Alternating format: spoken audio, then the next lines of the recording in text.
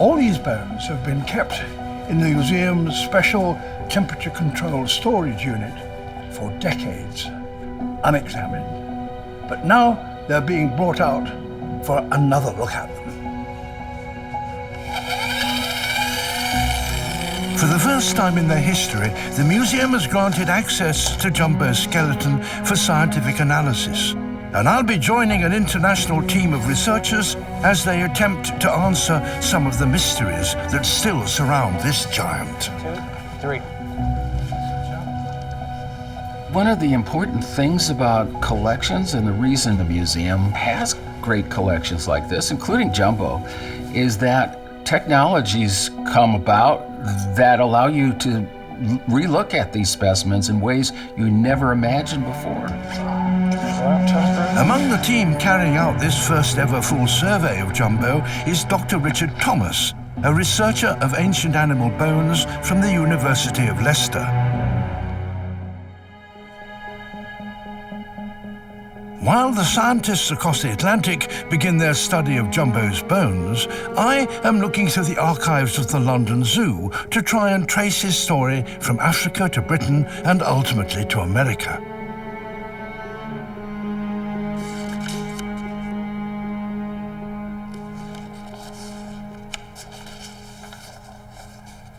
This register records every important event at London Zoo, and the entry for June the 26th, 1865, notes the arrival of one African elephant. It was called Jumbo. The name in Swahili means hello.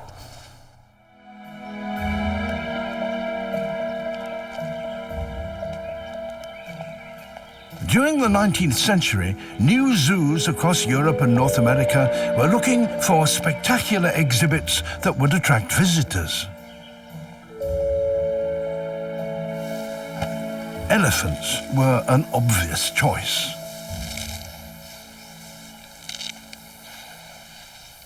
The first to appear were Asian elephants.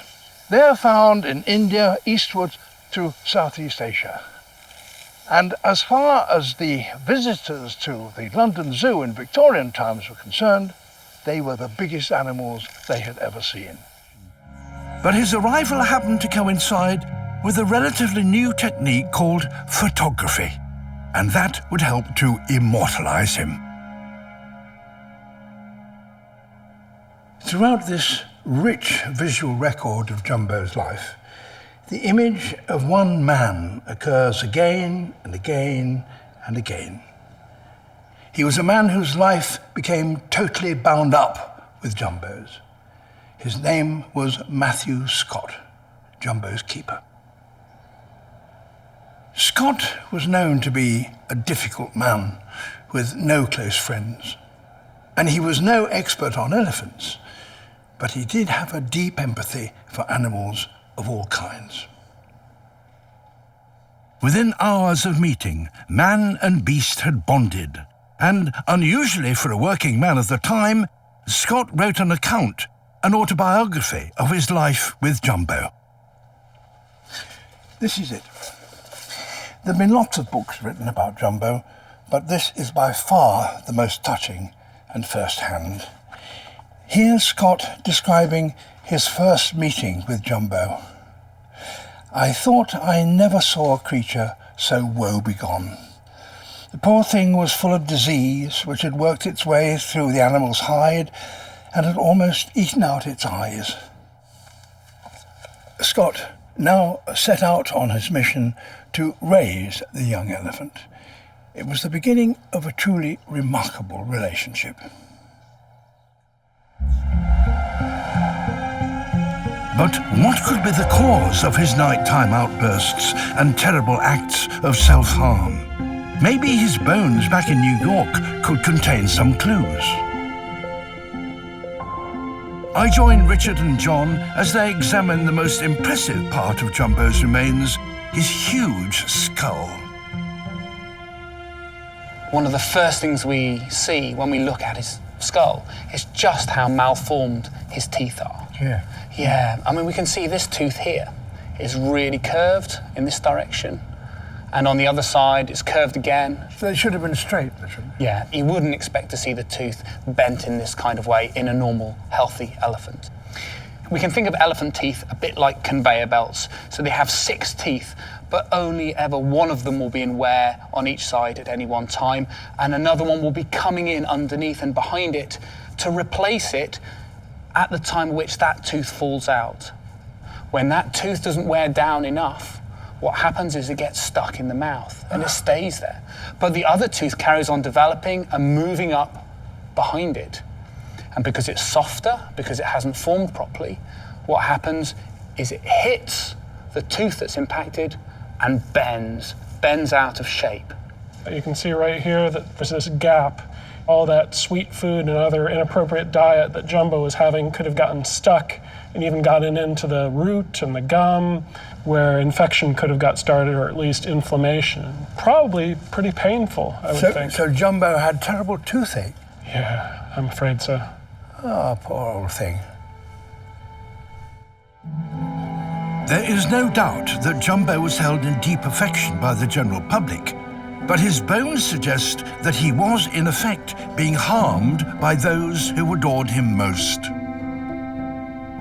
The stresses and strains of captivity, combined with a poor diet and hundreds of rides at London Zoo, created symptoms usually associated with old age. His bones are more like an elephant in its 40s or 50s than in its 20s. There's nothing in the zoo's records suggesting that they had concerns about Jumbo's health. But the head of the zoo, Abraham Bartlett, was still extremely worried about Jumbo's fits of uncontrollable violence. As a result, he makes a shocking decision: to try and sell the popular elephant. And he hears of a possible buyer, the famous American circus showman P.T. Barnum. News that Barnum was looking for an African elephant reached the London Zoo in the form of a telegram which said what was the lowest price that they would accept for their African elephant. Here was a marvellous opportunity for Bartlett to get rid of his problematic elephant, and he cabled back £2,000. That's over £150,000 in today's money, an enormous sum. And this register shows that it was accepted.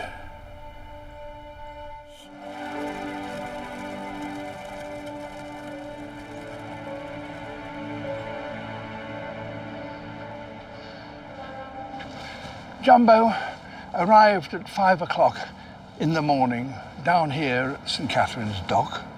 He was loaded onto a barge and then taken out to the Assyrian Monarch, the British ship that was going to take him across the Atlantic. He drank some beer, followed by a whiskey chaser, and then the world's most famous elephant was ready for his departure.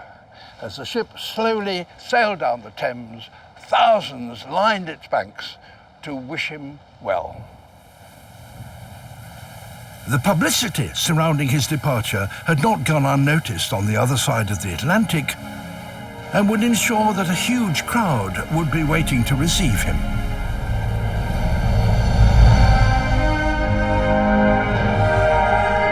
It was a 2-week journey across the ocean to New York City, and it must have been a horrible trip for the animal. It seems that at times he was a little seasick and had to be kept calm with alcohol. But over in America, Jumbo mania was already erupting, and his new owner, P.T. Barnum, was keen to fuel this excitement. When the Assyrian Monarch reached the Hudson River, Barnum chartered a small boat to take him out to the ship so that he could see his purchase for the very first time. Was it really as big as he had hoped? Barnum declared without hesitation that this was the biggest African elephant in the world, whether that was true or not.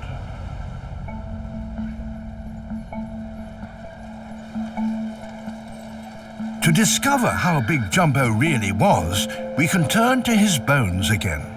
The team will use his leg bone as a starting point.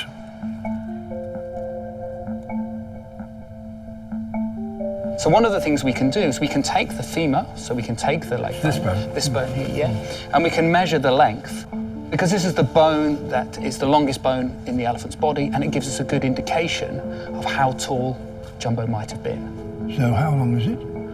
107 centimeters.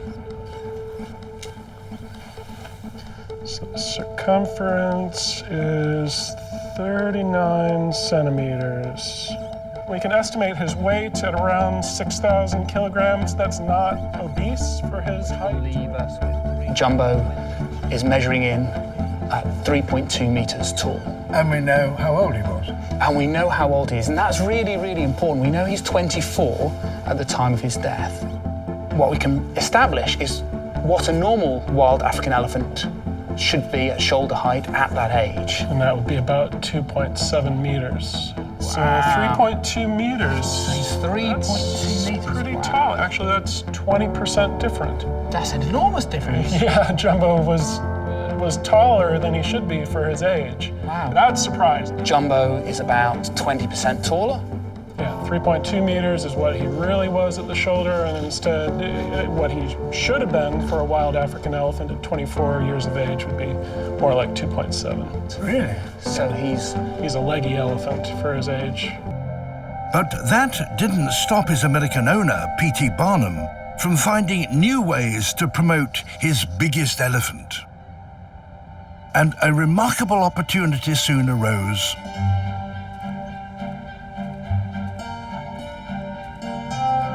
The Brooklyn Bridge is one of the oldest suspension bridges in the United States. It was in fact opened in 1883, the year after Jumbo arrived in America. And almost immediately, an accident on it led to the death of 12 people. So, to squash any rumors about the bridge's safety, the authorities agreed to an unusual publicity stunt.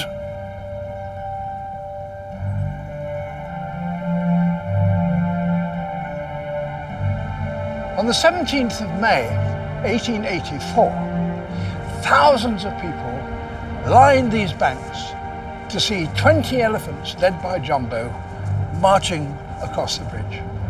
What a sight it must have been. Scott, Jumbo's keeper, was nervous about the whole event. This is what he writes about it. When Jumbo put his foot down on the bridge rebounded after the shock given by his foot. The rebound was met by his second footstep, and there was a great vibration caused by it. I assure my reader that I was thankful when we arrived on the Brooklyn side.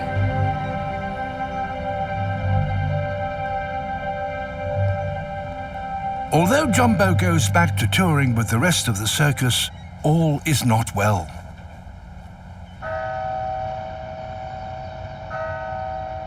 So, the exact details of Jumbo's death are still rather puzzling. While the rest of the world may have forgotten Jumbo's story, in the town where he died, it's a proud part of their history. The Elgin County Museum is almost a shrine to Jumbo's memory, and I'm hoping its curator, Mike Baker, will have some clues to help explain exactly how Jumbo died. This group of things that were found in his stomach while the skin and the bones are being prepared for mounting. There's a little miniature pig at the back, which is actually a match safe, a charm bracelet, a button, a collar stud, and a tooth. I don't want to think about how he got a tooth, but they're all part of the many, many things they found in Jumbo's stomach, including quite a few coins. In Coins? fact, yes, maybe as many as 300, mostly pennies. Pennies that I think were supposed to have gone to Scott as payment for a ride, and then not quite making it to Scott. Jumbo would have grabbed him with his trunk, because I think he was a bit of a kleptomaniac with that trunk. And these? What are these? Well, these appear to be photographs of the locomotive that collided with him. The very one? That brought about his death, yep. Not too many years later, and the most interesting feature is the little tin elephant that someone has cut out to say, yes, this is the locomotive that got Jumbo. Really? Not so sure why they're proud of that, but they were keen to market anyway. Among all this memorabilia, is a photograph taken just after Jumbo's death.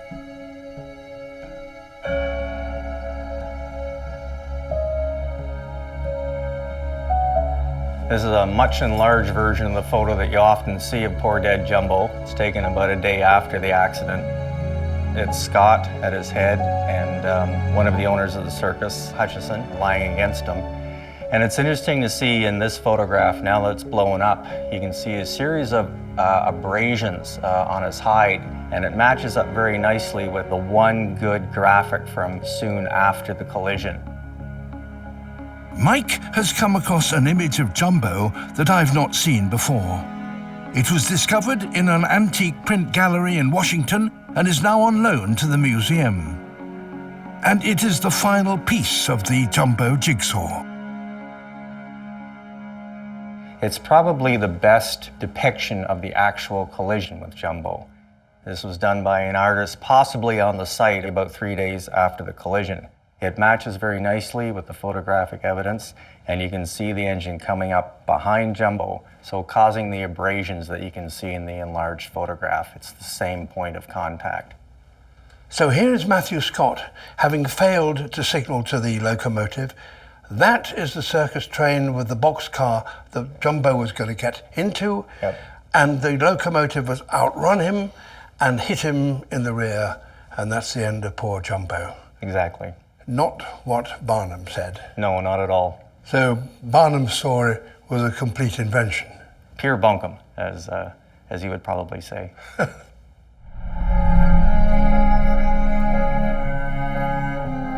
Here there are great areas of woodland where the elephants can roam and do what they want to do and not what human beings tell them to do.